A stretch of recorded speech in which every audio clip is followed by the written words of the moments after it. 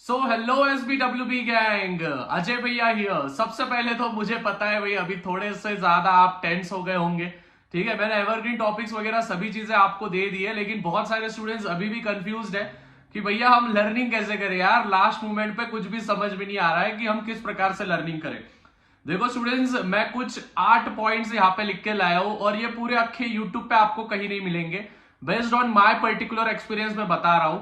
मैंने मेरे 2015 में जब मैंने मेरे 10th की एग्जामिनेशन दी थी, और आज के भी समय पे अगर मैं कोई चीज लर्न करने जाता हूं या फिर मुझे याद करनी होती है तो मैं इन टेक्निक्स को फॉलो करता हूं। कोई भी साइंटिफिक नहीं है, चैट जीपीटी से कुछ भी डाउनलोड नहीं किया है, कुछ भी नहीं है, अपना घर का है, घर का माल है सब। तो अच्छे से वीडियो एंड तक देखना है। और स्टूडेंट सबसे पहले तो एक लंबी सांस ले लो भाई, ले लो। ठीक है, काम डाउन, सब एकदम सही होगा, टेंशन लेना नहीं। वाई फियर व्हेन अजय भैया इज हियर। अभी अच्छे से सुनना। सबसे पहले स्टूडेंट्स, हिस्ट्री में 9 चैप्टर्स है। मैं सभी को यही निवेदन करूंगा, कम से कम आपके 7 चैप्टर्स तो भी पूरे पक्के करके रखो। ठीक है, 9 चैप्टर्स भले ही नहीं हो रहे, अगर किसी का 9 के 9 चैप्टर्स कंप्लीट नहीं हुए तो लाला तू तेरे 7 चैप्टर्स तो भी कंफर्म करके रख। ठीक है, क्लियर है? इसको बोलते हैं 80-20 रूल। अभी सबसे पहले ज्यादा समय नहीं लूंगा, फटाफट आऊंगा। सबसे पहले वॉच समरी डाइजेस्ट के ऊपर वाला बॉक्स, मतलब कि जो भी आपके पास नवनीत का डाइजेस्ट है या फिर आपके पास मास्टर की है या फिर which ever digest you have, उस डाइजेस्ट के ऊपर हर एक लेसन की पहले समरी होती है। वो समरी एकदम अच्छे से पढ़ लेना, आपको समझ में आएगा कि हिस्ट्री के ये जो पर्टिकुलर चैप्टर है इसमें क्या क्या चीजें दिए गए हैं। और वो समरी में जो इंपॉर्टेंट दिया जाए या फिर जिसके बारे में बार बार उल्लेख किया गया है, बार बार बताया गया है, वही आंसर्स आने के चांसेस सबसे ज्यादा होते हैं। उसके बाद read question thrice in order to know the context. सबसे पहले तो हम क्या करते हैं, हम क्वेश्चन नहीं देखते, हम सीधा लर्निंग करने बैठते हैं। ठीक है, आप सभी को पता होगा। तो वही चीज आपको मिस्टेक नहीं करनी है।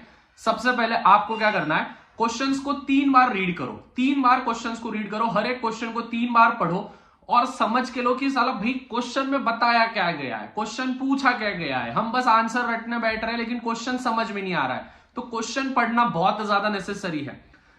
तीसरा, shift two answers and read it loud by keeping your index finger. मतलब कि घूमते घूमते पढ़ो या फिर एक जगह पे बैठे हो तो जोर जोर से रीड करने की कोशिश करो। मतलब आप जो बोलते हो आपकी आवाज आपके कानों तक आनी चाहिए। जैसे मैं बोल रहा हूं तो मेरी ही आवाज मेरे को मेरे कान में आ रही है, समझ में आ रहा है, तो रीड लाउड करना है। और इंडेक्स फिंगर से ही रीड करना। ठीक है, ऐसे जैसे सपोज फॉर एग्जांपल भी जैसे मेरे पास ये डेटा है तो मैं क्या करता हूं, मैं ऐसे रीड करूंगा इसको। ठीक है, ऐसे रीड करूंगा, मतलब फिंगर रख के मैं क्या करने वाला हूं, इसको रीड करने वाला हूं। क्लियर है सबको?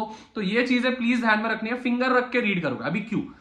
इंडेक्स फिंगर जो होता है वो अपना प्रीफ्रंटल जो कॉर्टेक्स होता है उससे बहुत ज्यादा रिलेट होता है।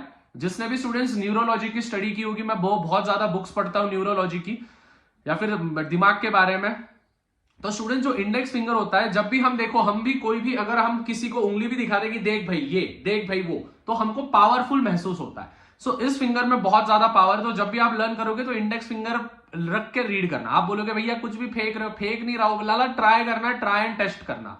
उसके बाद try to understand what's the matter given in the answer. Question पढ़ने के बाद आंसर में क्या किया गया है उसको अच्छे से समझ के लो और अपने मदर टंग में उसको अंडरस्टैंड करो। मतलब सपोज मैं मारवाड़ी हूं तो मैं मारवाड़ी भाषा में पढ़ूंगा, इंग्लिश में पढ़ूंगा, मराठी में, लेकिन मारवाड़ी भाषा में खुद को ट्रांसलेट करूंगा, वो आंसर समझ के लूंगा। Figure out keywords in the answers and underline that and try to make sentences around it. Keywords understand करना, कीवर्ड्स अंडरस्टैंड होने के बाद कीवर्ड्स पहचानना कि क्या इंपॉर्टेंट है उस पर्टिकुलर लाइन में और उसके अराउंड सेंटेंस फ्रेम कर लेना।